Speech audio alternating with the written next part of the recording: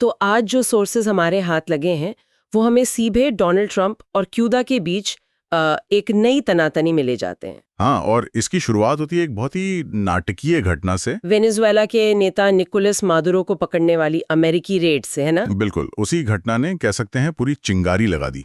तो ये सिर्फ दबाव बनाने की बात नहीं है। नहीं, ये एक बहुत सोची समझी रणनीति है। मतलब इसका सीधा निशाना है क्यूबा की लाइफलाइन। वेनेजुएला से आने वाला तेल। हाँ, रोजाना करीब 35,000 बैरल तेल, और अमेरिकी प्रशासन अब एक एक करके इन तेल टैंकरों को जब्त कर रहा है। अच्छा, अब तक कितने? सोर्सेस के मुताबिक अब तक 5 टैंकर पकड़े जा चुके हैं, और इसका असर क्यूबा में मतलब साफ दिख रहा है। पेट्रोल पंपों पर लंबी लाइनें, बिजली कटौती। बिल्कुल, हालात काफी गंभीर हैं।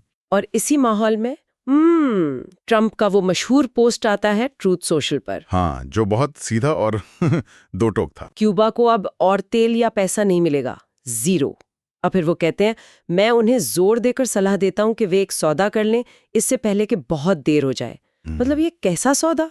ये तो एक खुली धमकी लग रही है। यही तो बात है।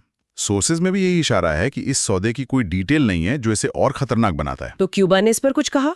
हाँ, और बहुत सख्ती से जवाब दिया। उनके विदेश मंत्री ने साफ कहा कि क्यूबा को ईंधन आयात करने का पूरा हक है, और वो इस तरह की ब्लैकमेलिंग या सैन्य जबरदस्ती के आगे नहीं झुकेंगे। उनके राष्ट्रपति ने भी तो कुछ कहा था। हाँ, उन्होंने तो सीधा कह दिया, कोई हमें ये नहीं बताता कि हम क्या करें। लेकिन ये मामला सिर्फ तेल और टैंकरों का नहीं है ना? हमारे सोर्सेज में इसका एक मानवीय पहलू भी है। बिल्कुल है, और वो बहुत चिंताजनक है। ट्रंप ने दावा किया कि कराकस हमले में क्यूबा के ज्यादातर सुरक्षाकर्मी मारे गए, पर क्यूबा का आंकड़ा तो कुछ और ही कहता है। हाँ, क्यूबा का आधिकारिक आंकड़ा है कि उनके 32 आम नागरिक मारे गए थे।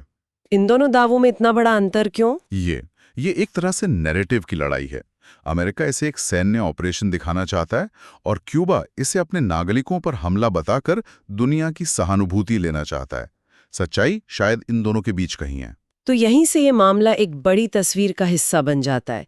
चाहे एक नए टर्म का जिक्र है, डोनरो सिद्धांत।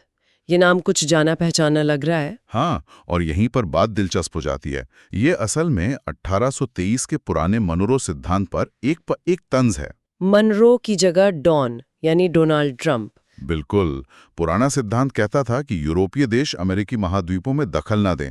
ये नया डोनरो सिद्धांत कहता है कि अमेरिका अपने बैकयार्ड मतलब लैटिन अमेरिका में किसी भी वामपंथी सरकार को बर्दाश्त नहीं करेगा। और इसके लिए बहाना कुछ भी हो सकता है, जैसे ड्रग्स तस्करी से निपटना। तो ये सिर्फ क्यूबा तक ही सीमित नहीं है। सोर्सेज में इसके और भी उदाहरण हैं क्या?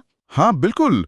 सोर्सेज बताते हैं कि कोलंबिया के राष्ट्रपति गुस्तावो पेट्रो को भी सीधी धमकी दी गई थी, अपनी खैर मनाओ। और मेक्सिको वाला मामला भी तो है। सही पकड़ा। मेक्सिको में कार्टेल से निपटने के लिए अमेरिकी कार्रवाई का सुझाव, ये सब इसी डोनरो सिद्धांत का हिस्सा है। ये तो अमेरिका क्यूबा रिश्तों में एक बहुत बड़ा यू टर्न है। मुझे जहां तक याद है, ओबामा के समय में तो हालात सुधर रहे थे। आपको सही याद है, 1959 के बाद से ही रिश्ते खराब रहे, लेकिन ओबामा ने संबंध सुधारने की कोशिश की थी। दूतावास फिर से खोले गए। लेकिन ट्रंप ने सत्ता में आते ही सब पलट दिया। हाँ, न सिर्फ कड़े प्रतिबंध लगाए, बल्कि क्यूबा को आतंकवाद को प्रायोजित करने वाले देशों की सूची में वापस डाल दिया। तो अब हम एक ऐसे मोड़ पर हैं जहां एक तरफ क्यूबा है जो ईंधन की कमी से जूझ रहा है, और दूसरी तरफ अमेरिका है जो एक नया आक्रामक सिद्धांत लागू कर रहा है। एक गहराता व गतिरोध। और इस सबके बीच ट्रंप ने वो पोस्ट भी तो रीशेयर किया था जिसमें क्यूबा अमेरिकी मार्को रूबियो के क्यूबा का राष्ट्रपति बनने की बात थी, और उस पे लिखा था, मुझे अच्छा लगा। I love it. वो तो सीधी सीधी आग में घी डालने वाली बात हुई। हाँ, वो सिर्फ एक पोस्ट नहीं, एक सिग्नल है।